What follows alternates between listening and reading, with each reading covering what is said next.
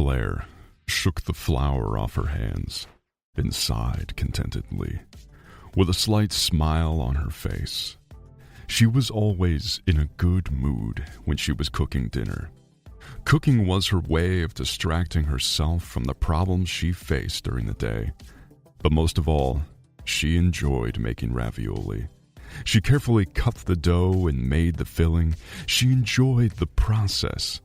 It was the time when her mind and soul were one. Her love of cooking started when she was a child.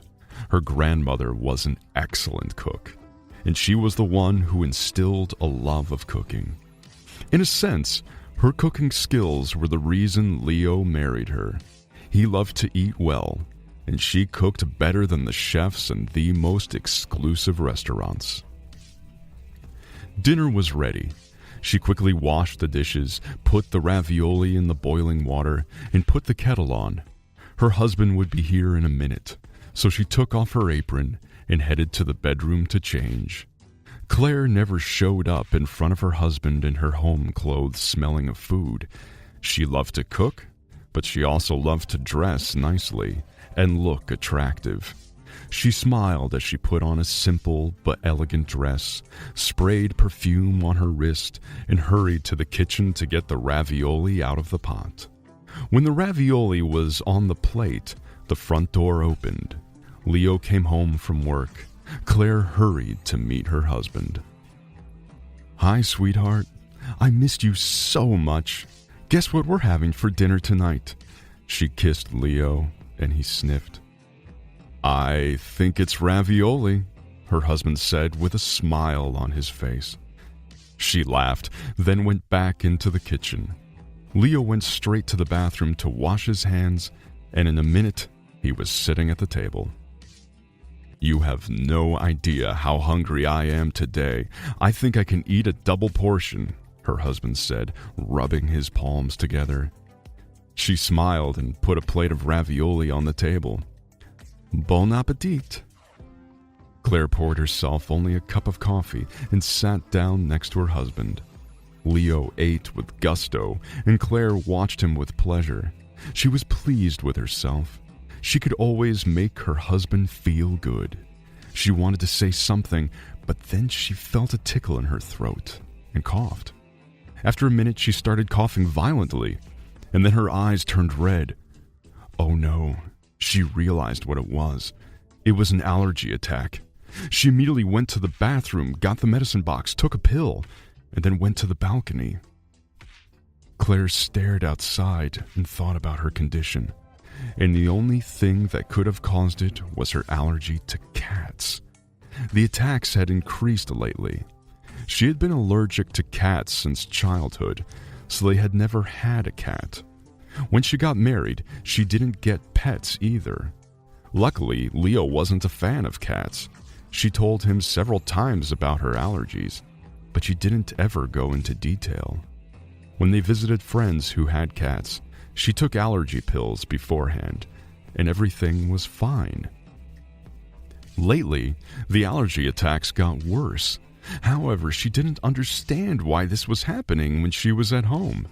This cough occurred so abruptly, it had only happened when she was a child, when her parents didn't yet know about her allergies.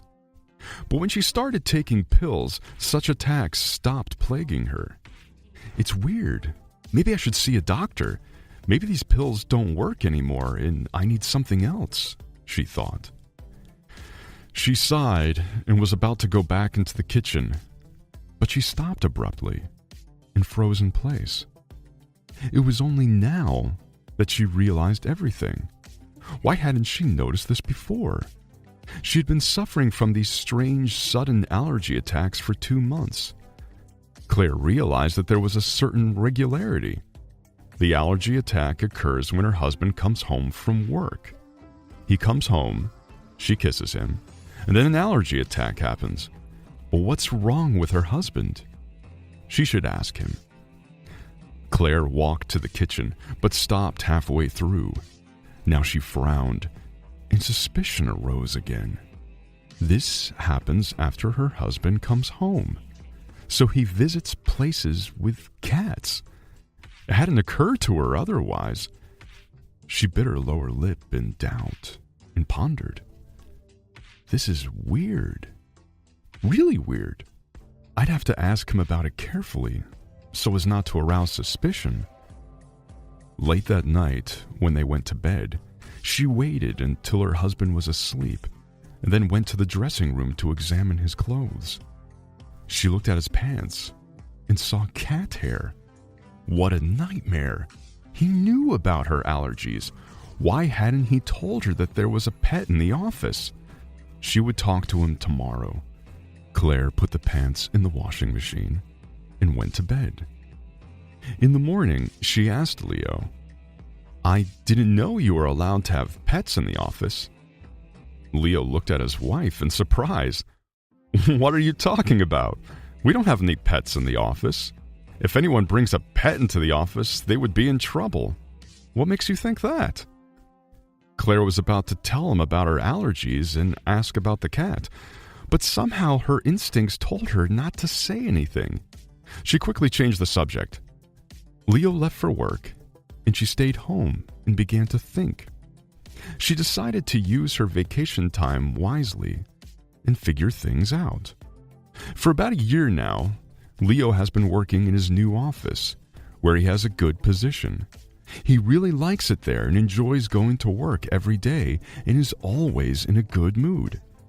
But Claire has never been in his office. It was time to go there and see what she could find out. So she decided to do that today. When she came to her husband's office, she headed to the secretary. It was clear that no one was aware that she was the wife of the department head. No one paid any attention to her at all. The pretty, skinny secretary informed her, Mr. Griffith is busy. He has a meeting. Do you have an appointment? She replied confusedly, No, but I think he'll find a minute for me.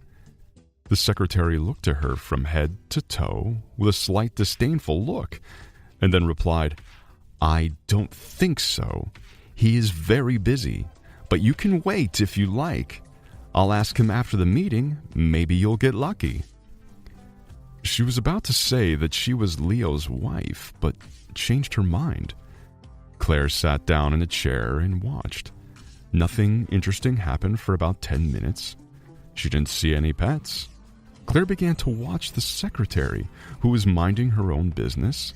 Her name was Monica, and she was very pretty, wearing a translucent blouse and bright makeup. Suddenly, the secretary's phone rang. She looked at the screen, smiled, and answered. Yes, dear. I'm sorry. I couldn't call back earlier. Leo and I went out to lunch. Yes, we're fine. Everything is just fine. No, I haven't talked to him yet about him leaving his wife, but I hope we can talk today. Yes, I know, it's been too long. But what can I do? He's so indecisive. There's no way I can force him to leave his Claire. I just don't understand what he sees in her. He said she was an excellent cook, but I don't think she has any other virtues. No, I still haven't seen her. He doesn't even show her in pictures. I don't know why. I took his phone, but it's locked. Claire was shocked. Was Monica really talking about her and Leo? No way. How could it be possible? Is this hottie her husband's mistress? Monica kept talking on the phone. Yes, my cats are fine. Leo helped me yesterday. We were at my house when Luna got sick. We took all 3 of them to the vet just in case. The vet examined them and said they were fine. We're taking Luna to the vet again today so I can be sure everything is okay. After the vet, I'm going to make Leo some ravioli. He really likes ravioli, you know. I ordered a delivery of handmade ravioli, and I was told that they are delicious. All I have to do is boil them. I'm sure to pretend that I cooked everything myself.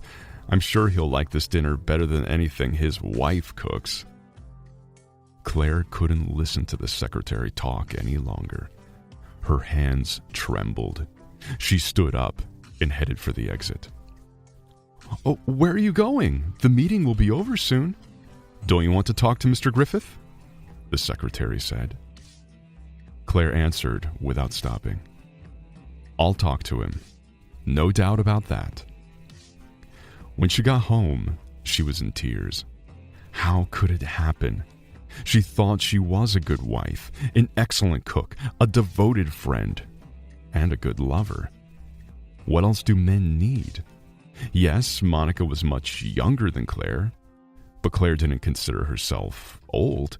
She was only 35, and she was slim and pretty.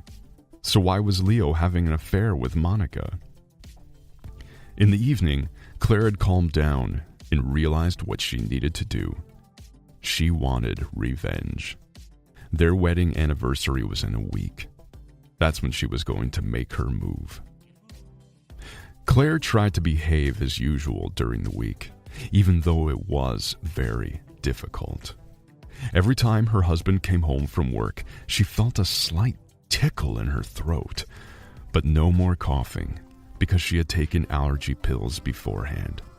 And at night, when Leo was asleep, she lay there with her eyes open and thought of a plan of revenge. 1 week later, Leo came home early. Today was their wedding anniversary, so he decided to come home early to celebrate. He had noticed that Claire had been a bit overwhelmed lately, thinking about something all the time, and sometimes not hearing when he speaks to her. Leo realized he wasn't spending enough time with his wife. He spends too much time with Monica. He couldn't let Claire suspect anything. He didn't want to break up with his wife. On the way home, Leo stopped at a flower shop and bought flowers for his wife. When he got home, he approached his wife with a smile. "Darling, congratulations on our wedding anniversary. I left today while you were still asleep because I had to stop by to pick up a gift. And here's the gift." Leo took a box out of his pocket, opened it, and pulled out a beautiful diamond ring. "My love, this ring was custom made, especially for you.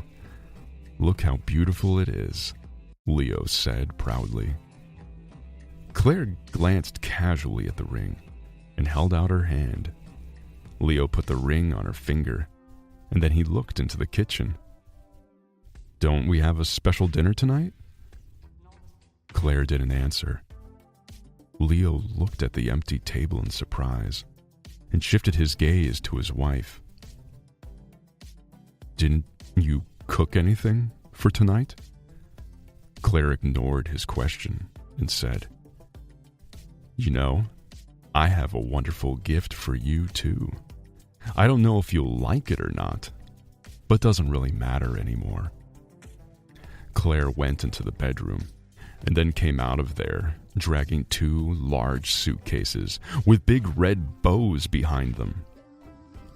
"Here's your gift," Claire said. Leo looked at the suitcases in surprise. "Wow, I didn't expect such a gift. It would have been better if you'd made dinner. What do I need suitcases for? I mean, we recently bought nice suitcases." Claire gave a fake smile and said, "It's not just suitcases. I put your stuff in these suitcases. You're going to take them now and leave this place forever." "I don't understand, Claire. What's the matter?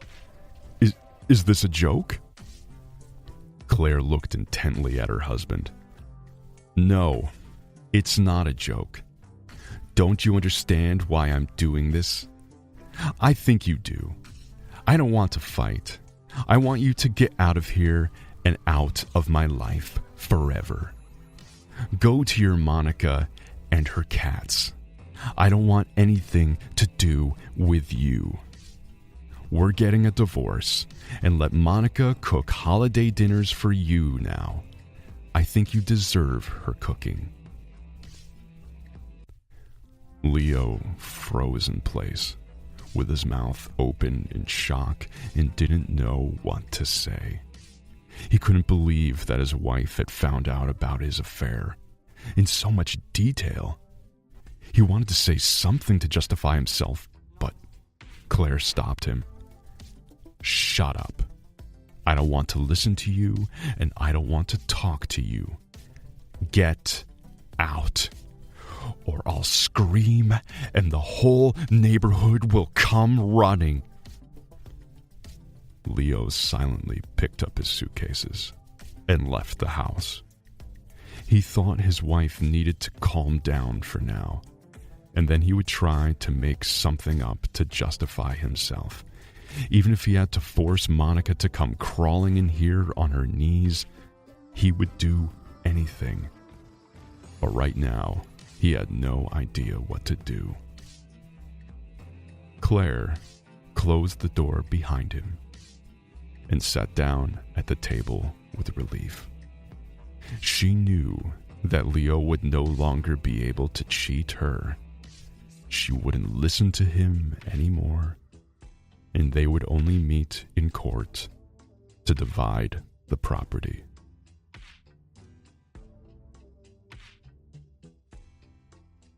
All right, everyone's presentations are done. Nick, the manager, said as he tried to move the discussion forward. Excuse me, I haven't. I recently found out something. Nick interrupted me and began to speak. There's apparently someone in this department who didn't graduate high school and is just a part-timer. Meetings should be for employees only. Absolutely right. His lackey, Mike, of course, agreed with Nick. I'm leaving. After leaving the meeting room, I started to shut down my computer. I noticed that an email had arrived, not in my personal inbox, but in the company's shared email. Thinking, there's no point in speaking up, no one will listen, I went home quietly. The next day, I heard a commotion from Nick's desk. He was staring at his computer screen, his face pale. Nick? Is something wrong? Mike looked at the screen with him. And he turned even paler than Nick. Why is he so angry? Knowing the reason for Mike's distress, I thought to myself, serves them right. My name is Adam. My mother passed away when I was in the 9th grade, and I was raised by my father. Well, you could hardly call it being raised. After my mother passed, my father changed. He drowned his sorrows in alcohol, and though he still went to work, he squandered our living expenses on horse racing. Because of that, I had to start working part-time as soon as I entered high school. Every month, I went to the convenience store with bills in hand that couldn't be auto-deducted from my father's account. Even though I endured it because I didn't want to be alone, I reached my limit in my second year of high school and dropped out. I found a live-in job at a distant inn. Thank you for everything. The day I left home, my father, still staring at the TV, spoke. Take care. That was our last conversation. Back then, 18 wasn't the age of majority, so I needed my father's permission to work, and I couldn't hide my place of employment. Yet, my father never visited me even once. I kept working just to survive, and before I knew it, I was 42. Years of hard work paid off, and I was transferred to the headquarters. I was thrilled to be recognized by the company, as I thought I'd be working in the field until retirement due to my lack of formal education. Listen up. Our work can change the future of our employees. Don't drag us down. On my first day after the transfer, Nick, dressed in an expensive suit, spoke sternly. There was a reason for this.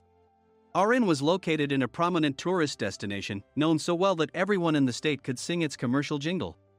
At its peak, we had 5 locations within the state. But that was long ago. Due to financial difficulties and aging facilities, only the place where I had worked for many years and the original establishment remained. I was prepared to lose my job anytime, but now there was a glimmer of hope. With the rise of social media, the tourist area where the inn was located started gaining attention again. Depending on how hard the sales department, where I was transferred, worked, we could either thrive or be forced to give up this prime location to the new hotel chains continuously popping up. For Nick, who had switched careers from another industry to strengthen our sales, this was a battle he couldn't afford to lose. I understood why he had to be strict. I will do my best. Nick sneered at my enthusiastic declaration. Did you not hear what I said? I'm sorry. I thought I was listening carefully. Out of habit from years of customer service, I apologized reflexively, though I had no idea what had offended him. Someone was watching me with a smirk. In this department, there are those who are expected to excel and those who have been shoved here because they have nowhere else to go. You are the latter. It was Mike, the section chief. He's 7 years younger, at 35. But he was called to headquarters much earlier than I was and had been moving around within the headquarters ever since. I'm not jealous, but I can't accept that he's my boss. Graduating from a prestigious university, he has an unusually high pride and caused many problems as a newbie, making things very difficult for me when I was the front desk leader. When I found out Mike was transferred to the sales department a month before me, I was disheartened. Mike is right. With just a middle school diploma, there's not much you can do. Don't even think about achieving results. As if I didn't exist, Nick remarked, I'm thirsty. Mike eagerly ran to the coffee maker. It seems Mike is Nick's lackey. I regretted being happy about my transfer to headquarters, wishing I had stayed on site forever. Send a direct mail to every company on this list by the end of the day. Nick only assigned me tasks that even a new graduate could handle. What? There are over 1,000 companies. You want me to send to all of them by today? Yes, if you and your fellow misfits split the work, even those with nowhere else to go should finish by today. I glanced at the employees typing away expressionlessly. They were worn out from customer service, only thinking about leaving on time, or were women reassigned after having children, with zero motivation for work. Even Sam, a new graduate from the same university as Mike, who was supposed to be among the expected achievers, had no enthusiasm for the job, having joined the company wanting to do customer service. I don't care what they say, I plan to quit any time, he said. Only Nick and Mike were highly motivated, making all the decisions between the two of them. I originally only wanted to work at the inn to survive and had no particular attachment to this job. I swallowed my words, thinking I had no right to reprimand them. About a month after the transfer, Nick told us with a frustrated look. To commemorate the 50th anniversary, we've decided to create a plan exclusive for one group per day. Originally, Mike and I were supposed to come up with it, but our president, Mr. Thompson, insists on hearing everyone's opinions. So, you all get a chance. As Nick explained, Mike began handing out prints. Make sure not to embarrass Nick. If your ideas are half-baked, you'll have to redo them. It seemed that they had printed his handwritten notes by Mr. Thompson, which included several questions and a section for free responses. It made sense why Nick had to seek our input, given that all responses had to be submitted to Mr. Thompson. We were given a week to think about it, and a meeting was scheduled to compile our ideas. My plan is to let guests enjoy both the old and modern America. Nick began the presentations. Guests would watch a master confectioner at a nearby traditional sweet shop make sweets in front of them. The welcome drink would be premium tea in a bottle. Nick's plan was certainly attractive. After his presentation, Nick called on us to present in the order we were seated. Just as I stood up for my turn. All right, everyone's presentations are done. Excuse me, I haven't. I recently found out something. Nick interrupted me. There's someone in this department who didn't graduate high school and is just a part-timer. He was likely talking about me. I joined the company as a part-timer and was made a full-time employee when I turned 20. That was 20 years ago, so Nick and Mike probably had no chance to know until recently. Meetings should be for employees only. Absolutely right. After that, Nick kept creating opportunities to solicit everyone's opinions, purposefully excluding me from speaking. The meeting unexpectedly heated up and went past the scheduled end time. A few people asked to leave, and the discussion continued with the remaining few. Still here? Normally, you'd leave in that situation. Though I had no attachment to the job initially, hearing kind words from customers made me want to make them happier. For someone like me, with nowhere to go, the inn was my home and customer service was my life. I felt pathetic about my current self. I'm leaving. I left the conference room and started shutting down my computer. I noticed an email had arrived, not in my personal inbox, but in the company's shared email. Thinking no one would listen to what I had to say anyway, I quietly went home. The next day, while preparing the DM as instructed, I heard a commotion from Nick's desk. In his haste to stand up, he hit his knee on the desk. He stared at his computer screen, his face pale. Nick! What's wrong? Mike, thinking he should be the first to rush over, approached Nick while still wearing his coat. He peered at the screen with Nick. And he turned even paler than Nick. Why is he so angry? Who is responsible for this company? Nick, more irritated than ever, asked, and Mike answered without checking. Probably Sam. Sam wasn't there because he was attending a morning training session for new hires. Nick gave up on getting angry and returned his gaze to the screen. They were looking at an email that arrived right after the end of the working day yesterday. Apparently, no one, including me, had checked it before leaving. The email was from a large company that used us for their annual employee trips. The president and executives of that company also frequently used our services personally. President of the company, Mr. Mason himself, had declared that neither he nor his company would ever use our services again. Well, some companies cancel their employee trips or stop using our services due to financial struggles. Let's just move on. Mike kept wiping the sweat from his forehead with a handkerchief. Knowing why Mike was so agitated, I quietly watched their interaction. Do you know how much revenue we get from that company? We can find other guests to fill the rooms, but we'll lose the banquet costs, gift shop revenue, rental car fees, and more. Moreover, the gifts were supposed to be prepared by the traditional confectionery shop involved in Nick's proposed plan. If it's known that we incurred such a huge loss at this critical time, Nick's position in the company would be jeopardized. Nick took a deep breath, seemingly trying to calm himself. All right, Mike. Go to New York right now and apologize to Mr. Mason. What? You're coming with me, right? I have urgent work to do. I trust you, which is why I'm entrusting this to you. Please. Mike, believing Nick's sincerity, agreed with a determined look on his face, saying, yes. That's Nick for you. Even if Mike went to apologize, Nick would shift all the blame onto him if the client didn't change their mind. Well, it was Mike's fault to begin with, so it served him right. About 3 hours later, Sam answered a call from somewhere and repeatedly apologized, saying, I'm very sorry. Everyone watched to see what was happening. After ending the call, he informed Nick with a weary tone. When Mike arrived at the client's company, he only made things worse, further infuriating Mr. Mason. He was demanding, get his boss here immediately. It was no wonder Sam was exhausted, dealing with such a call right after returning from training. What is that idiot doing? All right, Adam, you're coming with me. If sacrificing Mike didn't work, then I must be next. Normally, I'd want to refuse at all costs, but I saw an opportunity in this situation. If I can be of assistance, I'd be happy to join you. I obediently followed Nick, and we flew to New York. When we introduced ourselves at the reception, it became clear how serious the situation was, as the receptionist personally escorted us to the president's office. Angry voices leaked through the door, making both Nick and me uneasy. Excuse me.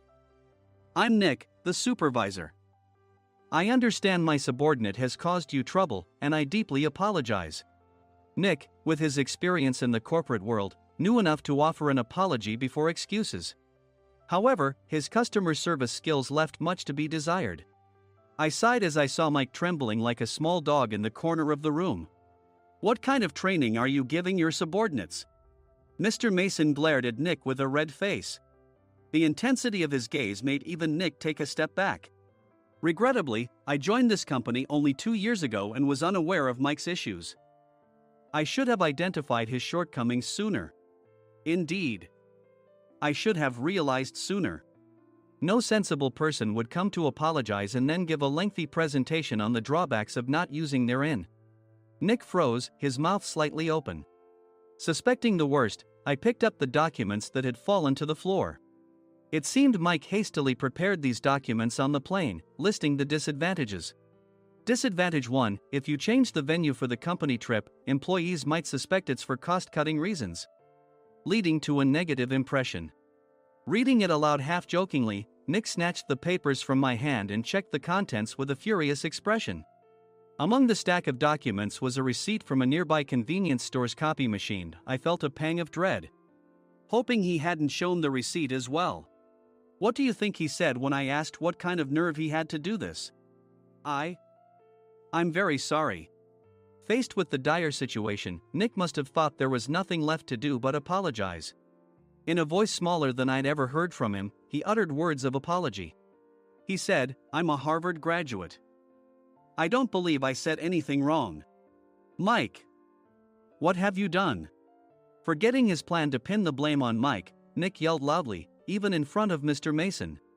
"I didn't do anything wrong." "You're still saying that?" "Look at him." Mike pointed at me with a shaking hand. "I was assigned to headquarters in my 20s and now I'm a section chief. This guy only made it to headquarters at 42. Everything I've done proves I was right. So why are we losing the contract?" Having said his piece, Mike collapsed to the floor. "Of course. You were sent there because you had nowhere else to go." Mike never expected to hear such words from someone he looked down upon. He lunged at me, and Nick hurriedly stepped in to stop him. "Mr. Thompson told me Mike is a quick thinker, and to take good care of him." There's no way he was pushed aside. "Don't make things worse here." "He didn't say quick thinker, he said only quick-witted, didn't he?" I don't remember that part." I recalled the many troubles Mike caused when he was a newbie. When Mike was on the front line, his pride was so high that he never apologized to customers.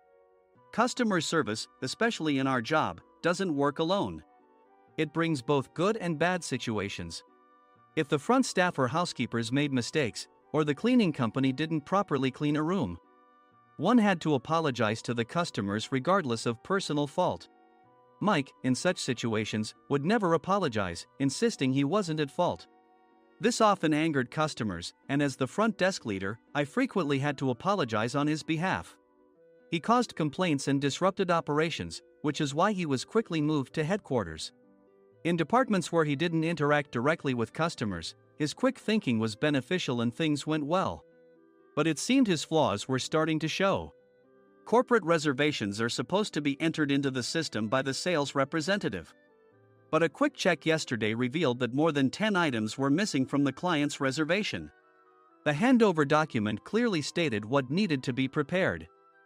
Why didn't you enter it into the system? Why do we have to give them special treatment? Filling rooms near the banquet hall, setting up all the food in advance. Specifying the brand of wine, they're too demanding. No wonder he always angered customers, I thought, feeling a headache coming on. Grouping them in rooms near the banquet hall is for our benefit too. It makes it easier for the staff to set up beds and serve breakfast since everyone's schedule is synchronized. As for the other requests, Mr. Mason suggested them to lighten our load. I didn't know that. Nick finally seemed to realize that Mike was the one who had angered the client. What did you say to them? I just told them we wouldn't give them special treatment anymore. We shouldn't waste effort on things that don't bring in money. I was utterly exasperated at his lack of understanding of customer service. Of course, we shouldn't comply with unreasonable demands. But carrying over successful practices from past stays makes customers feel remembered and enhances their experience.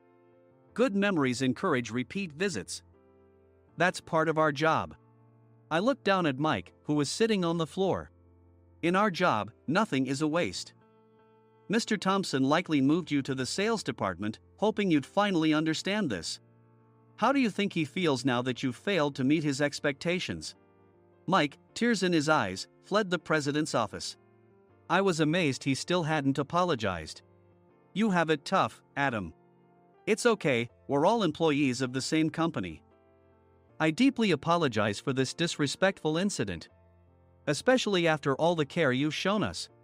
If it weren't for you, Adam, I really would have stopped staying here. When I heard you were moving to the sales department, I was willing to reconsider if you handled it. Seeing us talk so amicably, Nick's face contorted. Do you two know each other? Adam's service is excellent. I always requested him specifically. Normally, we don't accept specific staff requests, but we made an exception for Mr. Mason, adjusting my shifts accordingly. He had personally stayed at our hotel just before my transfer, and during casual conversation, I mentioned, I'm moving to the sales department soon. If I hadn't told him then, things could have been much worse. Please continue to take care of us. I look forward to it. On the return flight, Nick awkwardly offered me a can of beer. It's still working hours. Of course, I had no intention of forgiving him for a single beer. Nick might try to pin everything on Mike and avoid any consequences. While pondering this, a startling fact came to light. Nick, the tea bottles for the plan have arrived. I handed Nick a bottle labeled with our inn's name. They look good. What are you talking about? These are plastic bottles. I had assumed we would use the trendy, high-end bottling tea. But what arrived were ordinary plastic bottles of tea with customized labels. The only unique aspect was the label, which had the inn's name, making it look customized. Upon further investigation, I discovered that a substantial amount of money was set to be paid to the tea company. It was priced like bottling tea. Does this plastic bottle really cost $100 each? The tea inside is specially blended for us. The extra cost is for that. Wouldn't it be better to use another tea company? Or is there a specific reason we must use this one? As Nick continued to make excuses, I showed him a printed email. I informed the tea company's president, Mr. Mitchell, that we discovered irregular payments and he confessed. He said you two were high school classmates and planned to split the extra money. That idiot. Why did he confess? That's not important. You should worry about yourself, this could turn into a police matter. Opening the bottle cap, I suggested. How about calming down with this tea? It supposedly has a relaxing effect. Nick drank the tea frantically. In the following days, decisions were made about their fates. Mike was reassigned to the General Affairs Department, with no chance of transfer or promotion, as per Mr. Thompson's orders. As for Nick, since the payment to the tea company hadn't yet been made, he narrowly avoided legal trouble. Instead, he was encouraged to leave the company, and to avoid further complications, Nick submitted his resignation. Rumor has it that connections between HR departments have made it difficult for him to find new employment.